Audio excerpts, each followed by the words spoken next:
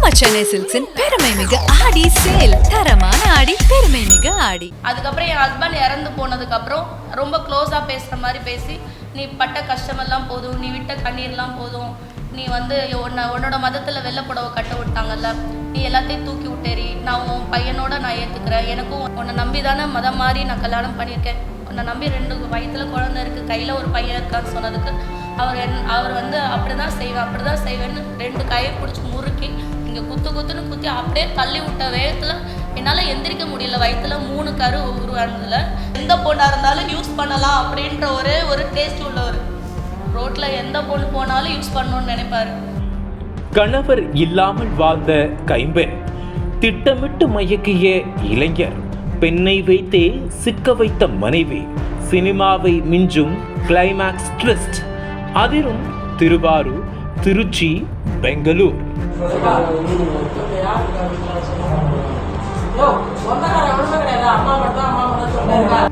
நான் அவன் இல்லை படபாணியில் பல பெண்களை திருமணம் செய்வதாக பயன்படுத்தி அவர்களுக்கு டிமிக்கி கொடுத்து டீலில் விட்டு விலகி சென்று விடுவதை வாடிக்கையாக கொண்ட ஏமாற்றுக்காரரை போலீஸ் சுற்றி வளைத்த சம்பவம் பகீர் கிளப்பி உள்ளது.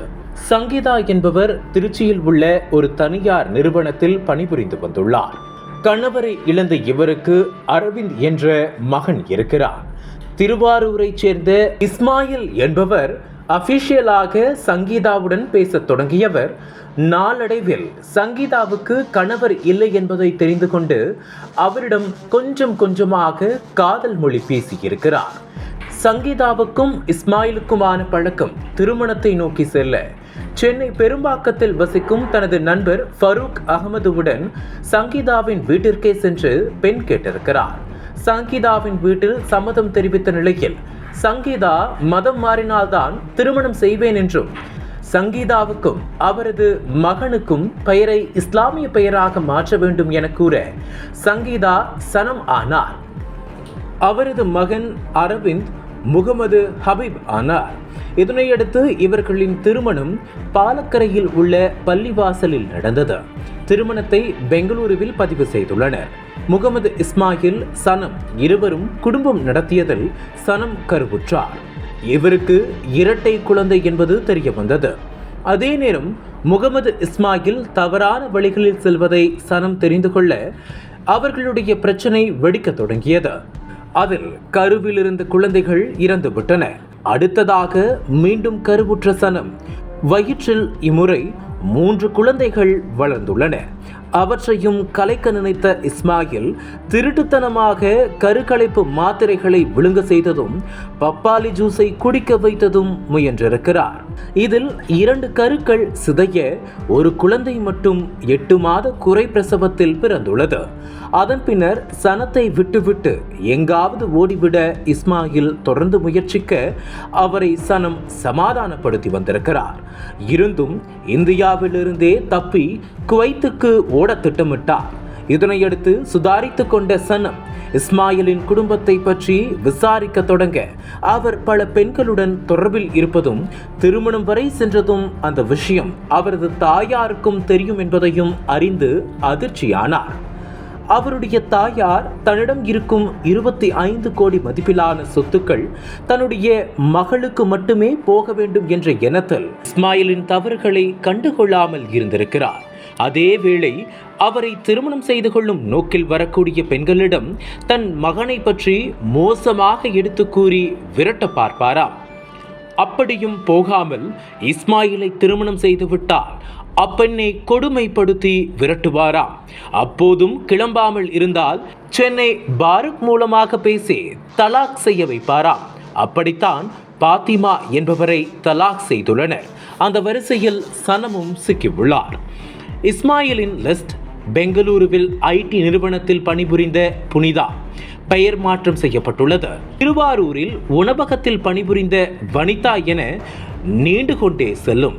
இந்த சூழ்நிலையில் தலைமறைவாக இருந்த அவர் மீது திருவாரூர், திருச்சி, பெங்களூர் பகுதிகளில் புகார் கொடுத்தும் எந்தவிதமான நடவடிக்கையும் இல்லாத நிலையில் இஸ்மாயிலை கையும் களவுமாக பிடிக்க சனம் திட்டம் தீட்டினார். பெண் ஒருவரை செட் செய்து திருவாரூரில் உள்ள இஸ்மாயிலின் வீட்டுக்கு அனுப்பியுள்ளார். அதை உணராத இஸ்மாயில் பெண்ணிடம் பழக்கமாக வாட்ஸ்அப் சாட்டிங்கில் கடலையை தொடர பெங்களூருவில் உள்ள விஐபி ஹோட்டலுக்கு போகலாம் என்று அவள் ஆசை வார்த்தை பேச போகலாம் என்று ஒப்புக்கொண்ட இஸ்மாயில் பெங்களூருவுக்கு செல்வதற்காக திருவாரூர் பஸ் ஸ்டாப்புக்கு வர இஸ்மாயிலை போலீசார் சுற்றி வளைத்து கைது செய்தனர்.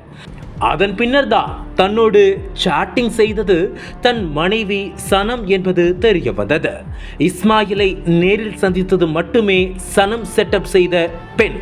தற்போது வழக்கு நீதிமன்றத்தில் இருக்கின்ற நிலையில் காவல் ஆணையரகத்தில் சனத்துக்கு மாதம் 15,000 ரூபாய் தருவதாக கூறிவிட்டு முதல் மாதம் 10,000 மட்டும் கொடுத்துவிட்டு அதன்பின் 1 ரூபாய் கூட கொடுக்காமல் தன்னை மிரட்டுவதாக வேதனையுடன் தெரிவித்தார் சனம். இஸ்மாயில் எப்போது வேண்டுமானாலும் வெளிநாடு தப்பி ஓடிவிடலாம் என்ற நிலையில் அவர் மேல் சட்டப்படி எஃப்ஐஆர் பதிவு செய்து நடவடிக்கை எடுக்க வேண்டும். 2 குழந்தைகளுடன் யார் ஆதரவும் இன்றி இருக்கும் தான் உட்பட பல பெண்களை ஏமாற்றி வரும் இஸ்மாயிலை சட்டப்படி தண்டிக்க வேண்டும் என கண்ணீருடன் கோரிக்கை வைத்துள்ளார். பல பெண்களின் வாழ்வில் விளையாடிய பலே மோசடிக்காரன் மீது கடும் நடவடிக்கை எடுக்கப்பட வேண்டும் என கோரிக்கை எழுந்துள்ளது. ஃபஸ்ட்டு வந்து என்னோட ஹஸ்பண்ட் வந்து இறந்துட்டாங்க ஹார்ட் அட்டாக்ல. அப்போ வந்து விதவையாக இருந்தப்ப எனக்கு 7 வயசு பையனோட எனக்கு என்னோட இப்போ ரைட்னா வந்து முகமது இஸ்மாயில் என்றவர் என்னை மேரேஜ் பண்ணிக்கிறேன்னு சொல்லிட்டு கேட்டாங்க. அதுக்கு வந்து நான் ஒரு ஹிந்துவாக இருக்கேன் எப்படின்னு கேட்டதுக்கு என்னோட நீ தான் விதவை ஆகிட்டல்ல, உன்னோட மதமே உன்னை மதிக்கலல்ல, நீ பட்ட கஷ்டமெல்லாம் போதும், நீ விட்ட கண்ணீர்லாம் போதும், நீ என்னோட வந்துரு, நான் உன்னை நிக்கா பண்ணி கூட்டிகிட்டு போயிடுறேன் பெங்களூருக்குன்னு சொல்லி கேட்டாங்க. என் பையன்ட்டையும் நல்லா க்ளோஸாக பழகவும் சரி அப்பாவோட இது இல்லாமல் ஆதரவு இல்லாமல் இருக்கான், எனக்கு ஒரு நல்ல வாழ்க்கை கிடைக்குதுன்னு சொல்லிட்டு நான் ஏற்றுக்கிட்டு எங்கள் வீட்டில் வந்து பொண்ணு கேட்க சொன்னேன். அதுக்கு வந்து எங்கள் வீட்டில் வந்து பொண்ணு கேட்டாங்க. சென்னையில் ஃபாரூக் அகமட் அவங்க ஒய்ஃப் ஷிராய்ட் நிஷா இவங்க தான் என் வாழ்க்கையை அழிச்சது. அவங்க தான் வந்து என் வீட்டில் வந்து பொண்ணு கேட்டது. எனக்கு மகளாக கொடுங்க, மருமகளாக இல்லை மகளாக கொடுங்கன்னு கேட்டாங்க. எங்கள் வீட்டில் என் தம்பி அம்மாவுக்கு இஷ்டம் இல்லை முஸ்லீமாக மதம் மாதிரி கொடுக்கறதுக்கு. இருந்தாலும் வாழ்க்கை போயிடுச்சு, 2வது வாழ்க்கையாவது நல்லபடியாக அமையட்டும், சின்ன வயசாக இருக்கான்னு சொல்லிட்டு நிக்கா பண்ணி அன்றைக்கி ஈவினிங்கே பெங்களூருக்கு நாங்கள் போனோம். ஃப்ரேசர் டவுன் போனோம். அங்கே தான் நாங்கள் வாழ்ந்தது எல்லாமே. அங்கே அல்சூரில் வச்சு தான் ரெஜிஸ்டர் மேரேஜும் என்ன பண்ணினார். அங்கே 1 இயர் என் பையன் 3rd ஸ்டாண்டர்ட் அங்கே இருக்கிற ஸ்கூலில் தான் படித்தான். என் பையனை வந்து அரவிந்தன்ற பேரை வந்து முகமது அபீப்னு சொல்லிட்டு சுன்னத் ஆப்ரேஷன் பண்ணி பேரை மாற்றிருக்காரு. வயிற்றில் ட்வின்ஸ் உருவாச்சு. அங்கேருந்து எங்கள் மாமியார் வந்து என்னை வந்து இஸ்லாத்துக்கு மாறினாலும் அவங்க முறைப்படி தொழுதாலும் ஆனால் அவங்களுக்கு வந்து என்னை பிடிக்கல. இந்து பொண்ணு வேண்டாம், காஃபிர், நான் இதை சொல்லக்கூடாது, தயவுசெய்து தப்பாக எடுத்துக்காதீங்க. சைலண்ட்டாக எவ்வளோ டார்ச்சர் பண்ணணுமோ பண்ணுவாங்க. என் ஹஸ்பண்ட் கூட உட்கார விட மாட்டாங்க, பேச விட மாட்டாங்க. அவர் காலையிலேருந்து நைட்டு 9:30 11 மணி வரைக்கும் பூண்டு பல்ல உரிக்க வச்சு அதை மேலே சீவ வச்சு அதாவது ஒரு மாதிரி சைக்கோத்தனமாக என்னை வந்து டார்ச்சர் பண்ணுவாங்க. அதோட தான் என்னை வீட்டை விட்டு 2 பிள்ளையோட விரட்டி விட்டாங்க. நான் எவ்வளோ கெஞ்சின வயசுல 3 மாதம் ஆகாமல் நான் அதையும் பொறுத்துக்கிட்டேன். ஏன்னா இது 2வது வாழ்க்கைன்னு சொல்லிட்டேன். 1.5 மாதத்துலேயே மறுபடியும் 3 குழந்தை தரிச்சிச்சு. என் ஹஸ்பண்ட் டார்ச்சரில் வயிற்றில் அந்த ட்வின்ஸ் இறந்துருச்சு. ட்வின்ஸ் இறந்தும் வயிற்றில் அந்த ஒரு கருவை உருவான கருவை அப்படியே வளர்த்துட்டு வந்தேன். 2 இறந்த கருவும் ஒரு உருவான கருவை சேர்த்து வளர்த்தேன். 8 மாதத்துலேயே வந்து என் ஹஸ்பண்ட்க்கு வந்து லேடிஸ்னால் ரொம்ப அஃபேர் அதிகம். எந்த பொண்ணாக இருந்தாலும் யூஸ் பண்ணலாம் அப்படின்ற ஒரு டேஸ்ட் உள்ளவர். ரோட்டில் எந்த பொண்ணு போனாலும் யூஸ் பண்ணணுன்னு நினைப்பார். ஒரு ட்ராவலிங்கில் வந்து எங்கள் கூட ட்ரெயினில் வந்தால் கூட ஒரு பொண்ணோட நெஞ்சு பார்க்குறது பச்சையாக அவருக்கு அந்த மாதிரி மட்டும்தான் அவரோட தாட்டு போகும். உன்னை நம்பி தானே மதம் மாதிரி நான் கல்யாணம் பண்ணியிருக்கேன், உன்னை நம்பி 2 வயிற்றில் குழந்தை இருக்குது, கையில் ஒரு பையன் இருக்கான்னு சொன்னதுக்கு அவர் வந்து அப்படி தான் செய்வேன்னு 2 கையை பிடிச்சி முறுக்கி இங்கே குத்துன்னு குத்தி அப்படியே தள்ளி விட்ட வேகத்தில் என்னால் எந்திரிக்க முடியல. வயிற்றில் 3 கரு உருவானதில். அனல் பறக்கும் செய்திகளை அப்டேட் செய்து கொள்ள நக்கீரன் களத்தை இப்பவே சப்ஸ்கிரைப் பண்ணுங்க.